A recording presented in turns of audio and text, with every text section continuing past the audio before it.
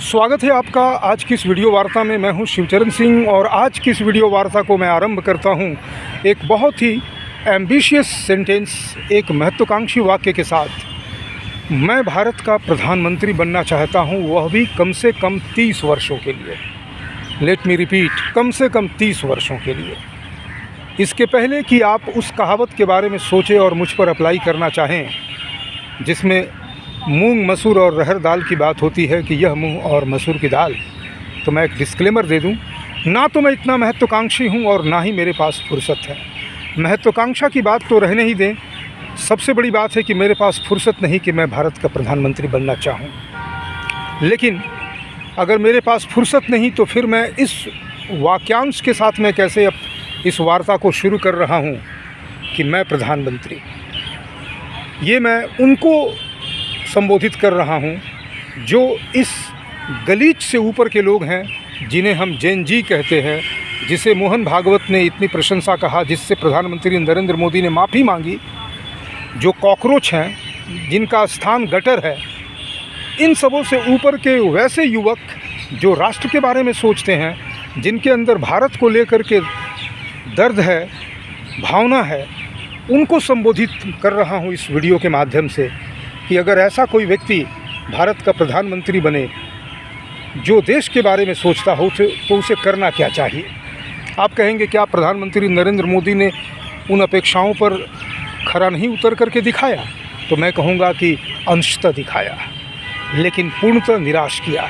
जिन अपेक्षाओं के साथ हम मोदी को प्रधानमंत्री के रूप में देखना चाहते थे, शुरुआत में हम उन अपेक्षाओं के साथ चलते रहे मोदी के, लेकिन धीरे धीरे करके भौतिक समृद्धि, आधारभूत संरचनाओं की वृद्धि, आर्थिक विकास के क्षेत्र में तो बहुत काम हुए, बहुत तरह की सुविधाओं को हमने देखा, उनकी अपेक्षा भी थी और एक सहज रूप में धीरे धीरे करके भारत में आ भी रहे थे।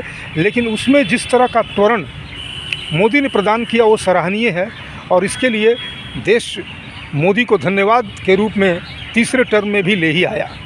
लेकिन ये तो भौतिक लड़ाई थी, भ्रष्टाचार और भौतिक विकास की लड़ाई से बहुत ऊपर की लड़ाई, जिसे हम बीते 1000 वर्षों से लड़ते रहे हैं, जिसे नाम दे दिया गया भारत गुलाम था। गुलाम हम कभी नहीं रहे थे। तो उस लड़ाई में हम मोदी को फ्रंट वॉरियर के रूप में देखना चाहते थे, जहां मोदी ने हमें निराश किया। यानी राष्ट्र की लड़ाई, भारत की लड़ाई, धर्म की लड़ाई, वहाँ पर हमें धीरे धीरे पता चला कि मोदी उस नैरेटिव के विपरीत देश को ले जा रहे हैं और कहीं ना कहीं मोदी और आरएसएस दोनों जिन्होंने इस तरह के मुखौटे लगा रखे थे कि वे राष्ट्रवादी हैं, भारतवादी हैं, हिंदूवादी हैं, यानी भारतवादी हिंदूवादी मैं दोनों को एक ही समझता हूं, इससे वो अलग चलने लगे। अब मैं आता हूं एक ऐसे प्रश्न पर जिसकी चर्चा के लिए मैंने आज की इस वीडियो को आरंभ किया था। 2014 में मोदी प्रधानमंत्री बनते हैं। 15 अगस्त 2014 को लाल किले के प्राचीर से देश का संबोधन होता है और मैंने जो 30 वर्षों के लिए प्रधानमंत्री काल की एक जो कल्पना की है, उसके पीछे का जो मेरा तर्क है ये है कि बीते 70-75 वर्षों से केवल और केवल लाल किले से ही भारत के प्रधानमंत्री का संबोधन देश के नाम से होता रहा है।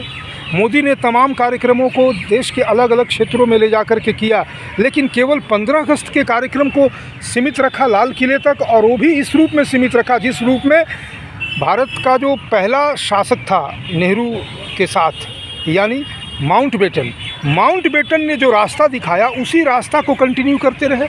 यानी 15 अगस्त का दिन जो था वो ना तो स्वाधीनता दिवस था, ना है, ना कभी रहेगा। वो माउंटबेटन डे है, इंडिपेंडेंस डे नहीं है।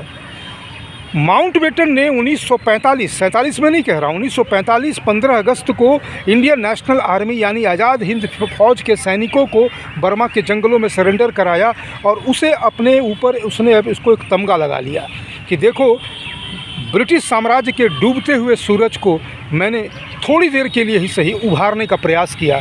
और उस तमगे को अपने छाती पर चपकाए जब उसे पहला मौका मिला जून के पहले सप्ताह 1947 में इस बात की घोषणा करने के लिए, वो भी एक प्रश्न के उत्तर में कि यदि भारत को विभाजित ही करना है और भारतीयों के हाथ में ही सौंपना है, याद रखिएगा, विभाजित करना है और भारतीयों के हाथ में सौंपना है, इसे आज़ादी नहीं कहते हैं। तो वो दिन कौन सा होगा जब माउंटबेटन चाहेगा कि भारतीयों के हाथ में हो।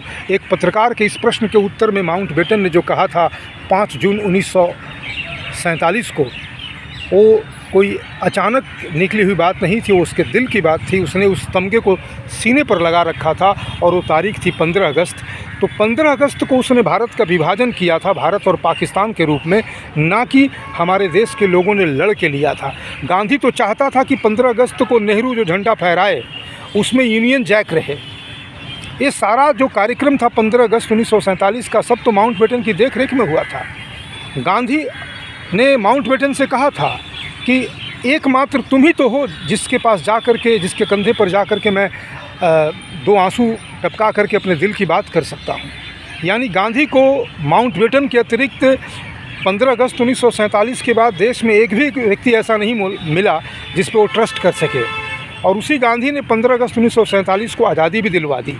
एक ऐसी विडंबना की बात है। इसी विडंबना को मोदी ने 14 से ले करके आज 2026 है, और आज जो मैं 12 अगस्त को ये बातें आपसे कह रहा हूँ, मुखातिब हो रहा हूँ, तो आज से 2-3 दिन के बाद फिर से लाल किले पर उसी नौटंकी को दोहराया जाएगा।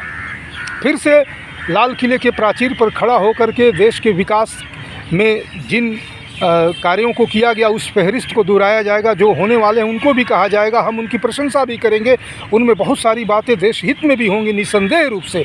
लेकिन कहावत है कि सारा खाने पीने का सामान कितने से अच्छे बर्तनों में सुसज्जित क्यों ना हो, लेकिन उनमें यदि विष मिला हुआ हो तो वो हमारे किसी काम का नहीं होता है। 15 अगस्त वाली तारीख के दिन इस बात को मानते हुए, गर्वान्वित होते हुए अगर हम किसी घोषणा को करते हैं और फिर उसी परंपरा और परिपाटी को निभाते हैं जिसकी नींव गांधी उल्टा मैं कह रहा हूँ, माउंटबेटन, गांधी और नेहरू ने रखी। क्योंकि नाम लेना भी होगा तो एक सीरीज़ में लेना होगा, माउंटबेटन, गांधी और नेहरू। तो फिर उस दिवस का हमारे गर्व के साथ, हमारे गौरव के साथ कोई संबंध नहीं होता। मित्रों, आज मोदी वही कर रहे हैं। इस सच्चाई को मैंने कहा कि मोदी ने हमें अंशतः हमारी अपेक्षाओं पर खरा उतर करके हमें एक आस दिया कि चलो राष्ट्रवादिता के मामले में मोदी कम से कम 100 में से 1 अंक या 0.001 अंक के साथ भी सही कम से कम अपनी उम्मीदवारी तो घोषित कर दी। सफल तो नहीं हो सकते, क्योंकि 100 में से 0.001% लेकर कोई सफल कैसे होगा, वो तो फेलियर ही कहलाएगा। लेकिन कम से कम इस परीक्षा में बैठ जाना कि मैं राष्ट्रवादी हूँ, वो भी अपने आप में कम नहीं है, उसमें तो मोदी सफल होते हैं। लेकिन जहाँ तक सवाल है मोदी का हमें पूर्णतः निराश करने का, वो तो बहुत लंबी फहरिस्त है, मैं उस पर नहीं जा रहा हूँ। अभी मैंने कई बार पहले भी कहा है, लेकिन इस वीडियो में मैं सिर्फ़ और सिर्फ एक बात कहना चाहता हूँ कि क्या अगर चलिए मान लेते हैं 15 अगस्त को जो कुछ भी हुआ उसे आप जो कुछ भी नाम देना चाहते हैं, मैं भारत का विभाजन कहता हूँ। तो अगर भारत की विभाजन को मोदी ने कहा विभाजन विभीषिका दिवस 14 अगस्त नाम दिया, चलो 14 ही कहा, तो क्या इसी बात को देश के अलग अलग नगरों में जाकर, अलग अलग शहरों में जाकर के हर 15 अगस्त को चुना जाता एक ऐसा शहर जहां किसी न किसी क्रांतिकारी का अपने जीवनोत्सर्ग करने की कोई दास्तां होती। एक साल 14 अगर दिल्ली था तो कोई बात नहीं है, 15 उत्तर प्रदेश होता, 16 मध्य प्रदेश होता, 17 छत्तीसगढ़ होता। ऐसे करके देश के अलग अलग राज्यों में तो कम से कम अभी तक 14-15 राज्य हम पहुंच चुके होते, एक बार 26 जनवरी को और एक बार 15 अगस्त को। चलिए मान लेते हैं जो कुछ भी, चलिए सड़ा गला माउंटबेटन की ही देन मान ले तो, लेकिन उसमें जाकर के सच्चाई नहीं भी कहते तो कम से कम इतना तो करते, एक परंपरा को तो तोड़ते नेहरू की, कि चलो भाई अगले साल हम प्रयागराज में 15 अगस्त मनाएंगे जहाँ पर क्रांतिकारी चंद्रशेखर आज़ाद ने अपने जीवन का बलिदान किया था। लाहौर तो जा नहीं सकते, लेकिन चलो एक बार हम जा कर के फिर किसी ऐसे शहर में जाते दक्षिण भारत के जहाँ पे स्वाधीनता सेनानियों ने, क्रांतिकारियों ने अपने प्राणों की आहुति दी थी। कभी झांसी चले जाते, लेकिन ऐसा कुछ भी नहीं किया गया। लकीर के फ़कीर बने रहने में जो महारत हासिल की है मोदी ने, उसने साबित कर दिया कि जनवरी 2014 पातंजलि के एक कार्यक्रम में मोदी ने कहा था कि मैं प्रधानमंत्रियों की सूची में एक अगला नाम ना हो करके मैं एक ऐसा नाम होना चाहता हूं जिसने भारत के विकास में, भारत की समृद्धि में अपना योगदान दिया। भारत के विकास में भौतिक क्षेत्र में तो निस्संदेह आपके योगदान को याद किया जाएगा नरेंद्र मोदी, लेकिन सभ्यता की लड़ाई में, विमर्श की लड़ाई में आपको विपक्षी खेमे में भी रखा जाएगा, क्योंकि आपने उन लोगों से वैलिडेशन लेना शुरू किया, आपने कॉकरोचों से माफ़ी मांगी, आपने उन लोगों के सामने घुटने टेके जो वामपंथी इस देश को तोड़ने के लिए रात दिन षड्यंत्र करते हैं और विदेशी शक्तियों से प्रभावित होते हैं। ये माना कि आप उनके विरुद्ध FCRA कानून भी लाते हैं, बहुत सारे कार्यक्रम भी करना चाहते हैं, और यहीं पर आकर के लोग आपके इन कार्यक्रमों को मास्टर स्ट्रोक भी कहते हैं। लेकिन जब बात आती है वैलिडेशन की, तो सबसे पहला वैलिडेशन उनका होता है। जो लोग UGC के नियमों के ख़िलाफ़ अपना कार्यक्रम करना चाहते हैं जंतर मंतर पर, आप उनके ख़िलाफ़ हो जाते हैं, उन्हें हाउस अरेस्ट तक करा लेते हैं, कार्यक्रम रद्द हो जाता है। लेकिन जो गटर में रहने वाले कॉकरोच हैं, जो किसी भी तरह से इंसान नहीं कहे जा सकते, उनके कार्यक्रम की ना सिर्फ अनुमति होती है बल्कि अनुमोदन भी होता है। और जब वो तमाम मर्यादाओं का उल्लंघन करके ऐसे घृणित कार्य करते हैं तो आप उनके पास जाकर उनसे माफ़ी मांगते हैं। आप कहेंगे माफ़ी मांगते हैं, उन्होंने माफ़ कर दिया था। अरे एक ही बात है, माफ़ करना यानी उनसे माफ़ी ही मांगना है। और इन वामपंथियों से, इन कॉकरोचों से वैलिडेशन लेना, यही तो रही है BJP की पहचान। और मैं लंबी फहरिस्त में नहीं जाना चाहूँगा, यानी आपने उस परंपरा को निभाया। और मित्रों, एक बार फिर कह दूँ, 15 अगस्त देश की आज़ादी का दिन नहीं बल्कि देश के विभाजन का दिन है, और इस विभाजन की विभीषिका की स्मृति बहुत ज़रूरी है। और 15 अगस्त को ही अगर ज़रूरी है तो इस दिन सिर्फ़ और सिर्फ लाल किले से नहीं बल्कि देश के अन्य शहरों से इस बात की घोषणा होनी चाहिए थी, प्रधानमंत्री को ही करनी चाहिए थी, जा करके करनी चाहिए थी और बतानी चाहिए थी कि इस दिन हुआ क्या था देश में।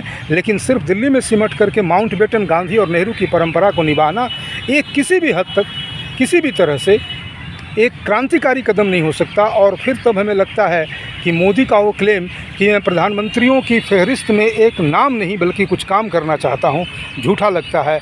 और ऐसा लगता है कि उस फहरिस्त में एक ऐसा नाम जोड़ना चाहते हैं मोदी जो लंबे समय तक शासन में रहा, और कम से कम नेहरू से अधिक। अगर यही एकमात्र महत्वाकांक्षा और उपलब्धि है तो फिर इस काल से बेहतर कोई और काल अगर हम पीछे देख सकते हैं तो संभवतः वो शास्त्री और अटल बिहारी वाजपेयी का ही है। लेकिन समय अभी भी है। कहा जाता है कि सुबह का भूला अगर शाम तक घर लौट आए तो उसे भूला नहीं कहते। मोदी के लिए अभी दोपहर है, शाम नहीं है, घर लौट आने का समय है। और नहीं लौटिएगा तो आप भी एक प्रधानमंत्रियों की फहरिस्त में एक नाम ही रहिएगा। आज के लिए इस वीडियो के लिए इतना ही। बहुत बहुत धन्यवाद।